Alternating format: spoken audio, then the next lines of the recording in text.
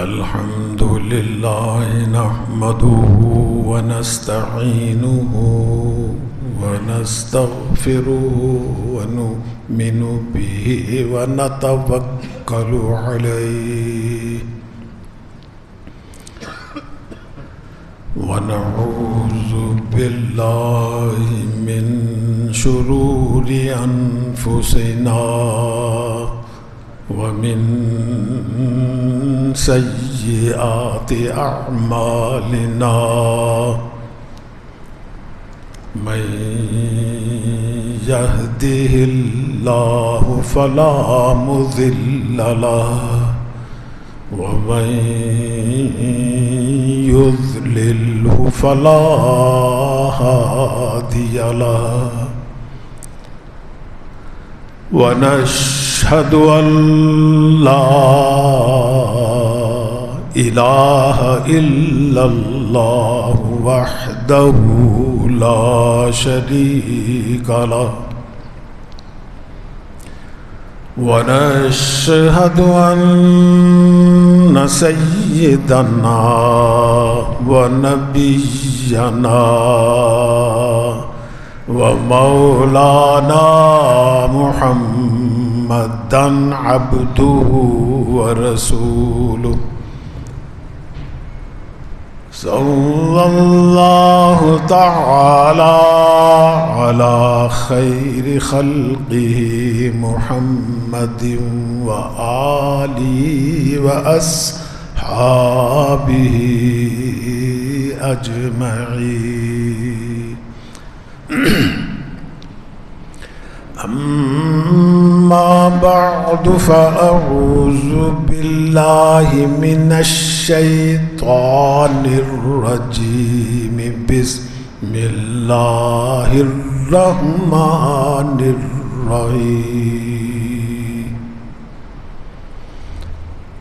وإذ يمكر بك الذين كفروا ليثبتوك أو يقتلوك أو يخرجوك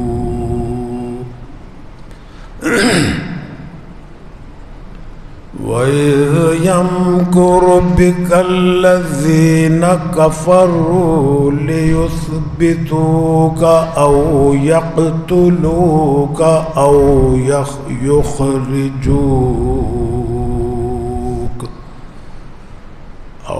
يخرجوك ويمكرون ويمكر الله والله خير الماكرين صدق الله مولانا العظيم وصدق رسوله النبي الكريم ونحن على ذلك من الشاهدين والشاكرين والحمد لله رب العالمين.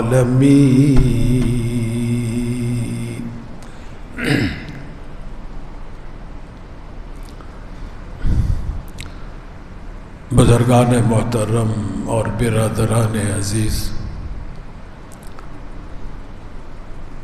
اسلامی کیلنڈر کے اعتبار سے قمری جنتری کے لحاظ سے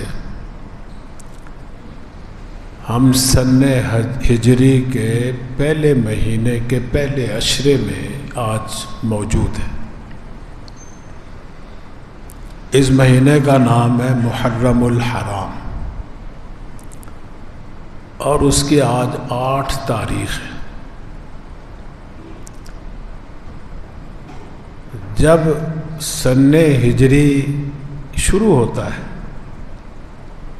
نئے سال کا آغاز ہوتا ہے،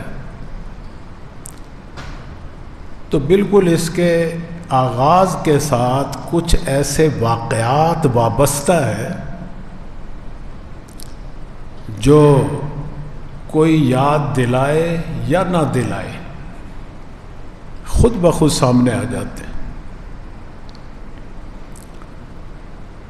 اور ہر مسلمان اور مومن کے ذہن کے اندر، دل و دماغ کے اندر ان واقعات کو حاضر کرنا ضروری ہے،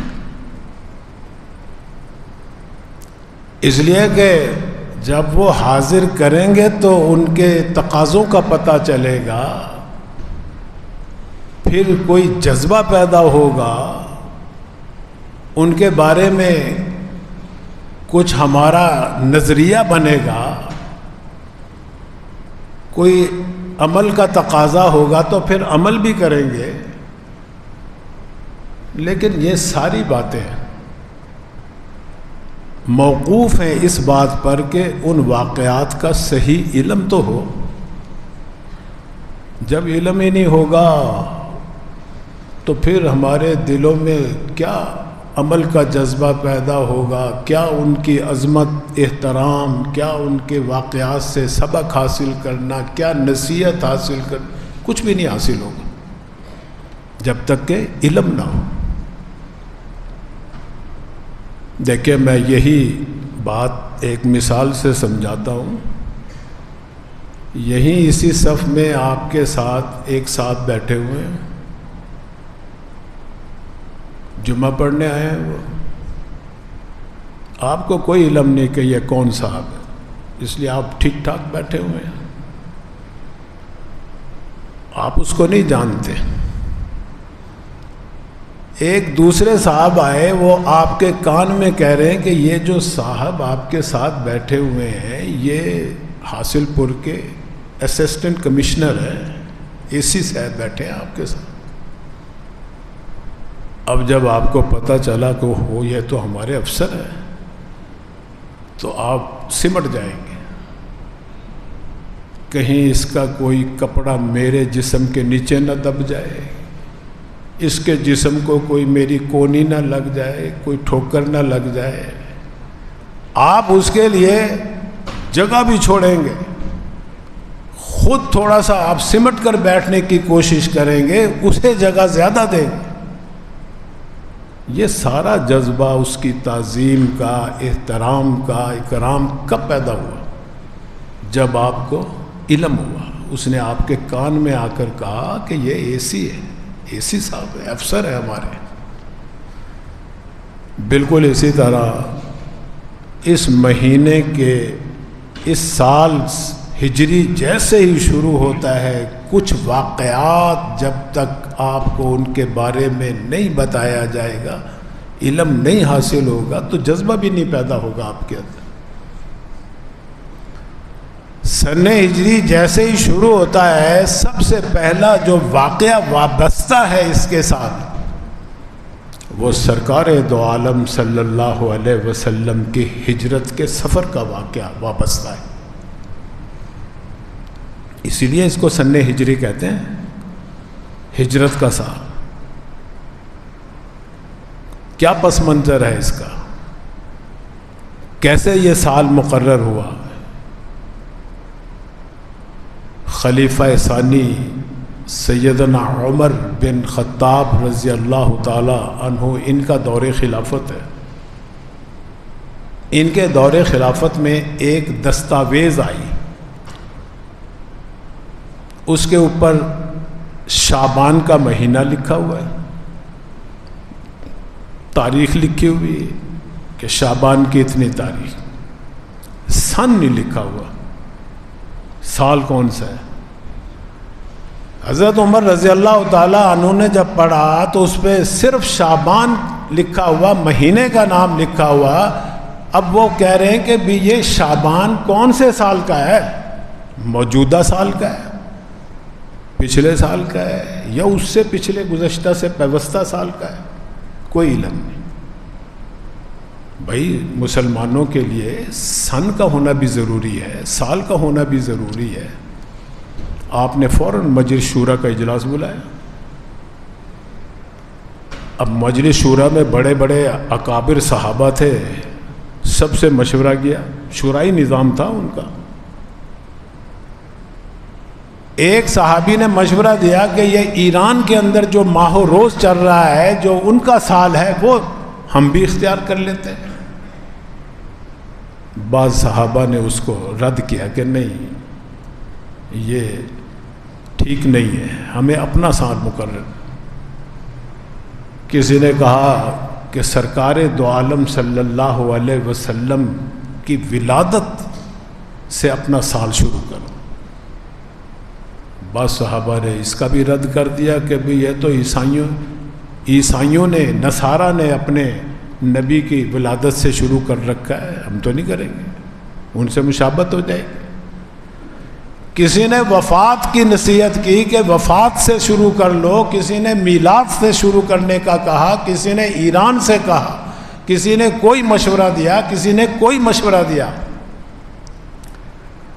سیدنا علی رضی اللہ تعالی عنہ انہوں نے مشورہ دیا کہ عمر، اگر ہجرت رسول اللہ کے سفر سے ہم شروع کریں تو یہ زیادہ بہتر ہوگا، اس لیے کہ ہجرت بڑی عظیم الشان عبادت ہے اللہ کی۔ اس میں آدمی کو وطن سے جلا وطن ہونا پڑتا ہے، اپنی جائے پیدائش کو چھوڑنا پڑتا ہے، اپنے گھر بار کو چھوڑنا پڑتا ہے، اپنے رشتہ دار عزیز و اقارب کو چھوڑنا پڑتا ہے، اپنے کاروبار سب کچھ چھوڑنا پڑتا ہے۔ تو یہ جو سفر کیا نا سرکار دو عالم صلی اللہ علیہ وسلم نے دارالحرب سے دارالاسلام کی طرف، اس دن سے اگر ہم اپنا سن مقرر کر لیں تو یہ زیادہ بہتر ہوگا۔